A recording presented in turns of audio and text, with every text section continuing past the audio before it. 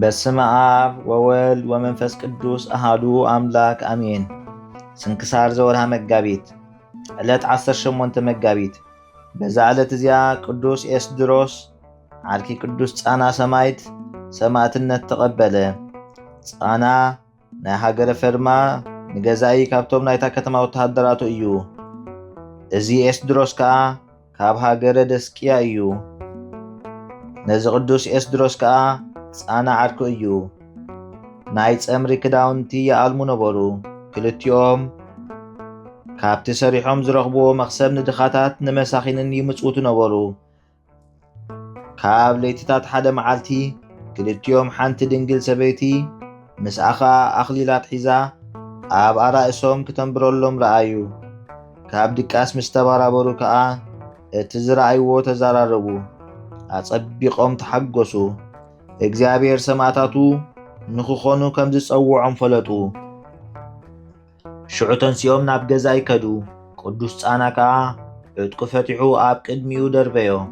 ክልቲኦም ከዓ ብጎይታና ኢየሱስ ክርስቶስ ተኣመኑ። ምስጋና ንዑ ይኹን። ገዛኢ ከዓ ርእዩ ኣሲሮም ከሃርምዎም ኣዘዘ።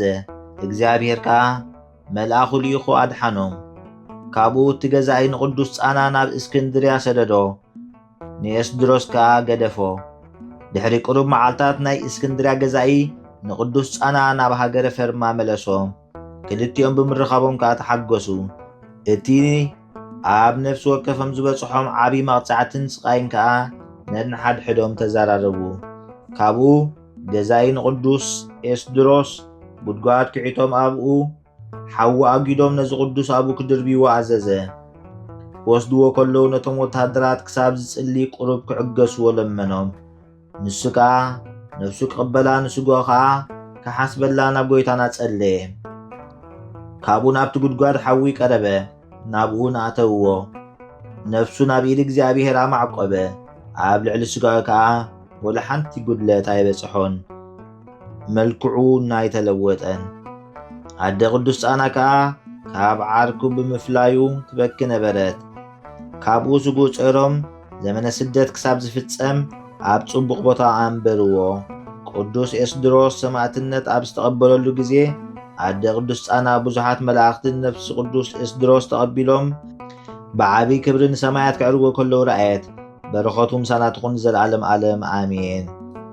ሰላም ለኤስድሮስ እምነ ሰጠ ጸምረ ግብረ እዱ ዘይሁብ ምጽዋተ ለእለ ፈቀዱ መንዳብያተ ፈጺሞ ወኩነንያተ ለለ ኣሃዱ በዕለተ ውእየ ለኣዘቅት እሳት በነዱ መላእክቲ ነፍሶም በስብሃት ወሰዱ።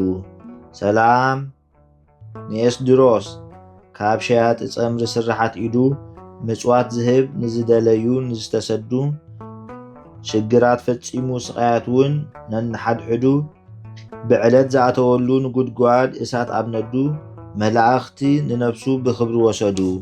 ዘቕረብክዎ ማህሌት ኣዘኻኺራ ኣላፍ ካብቶም ኣዘውቲሮም ዘገልግሉኻ ኩሉ ግዜ ብዘይ ምዕራፍ እንዳኸንብብ ተቐበል ናይ ድኽነተይ መጽሓፍ ዝገበርካ ጎይታ ናይታ መበለት መባእ ውክፍ ካብ ዘእተዎ ሃብታማት ናይ ሃብቶም ተረፍ።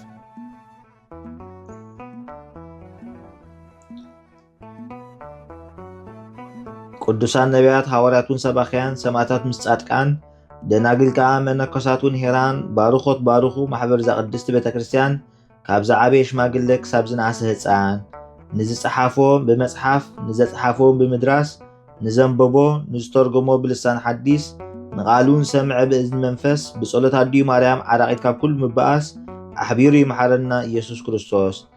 ሰላም ንዓኻትኩም ጻድቃን ምስ ሰማይት ዘዕረፍኩም በዝሎም ዕለት ንዓለም ዘሰነፍኩም ኢኹም። ንስኻትኩም ብኹሉ ትዕግስት ኣብ ቅድሚ ፈጣሪ ለምኑ ብኹሉ ሰዓት ብዘይካ ንስሓ ንዓና ከይወስደና ሞት።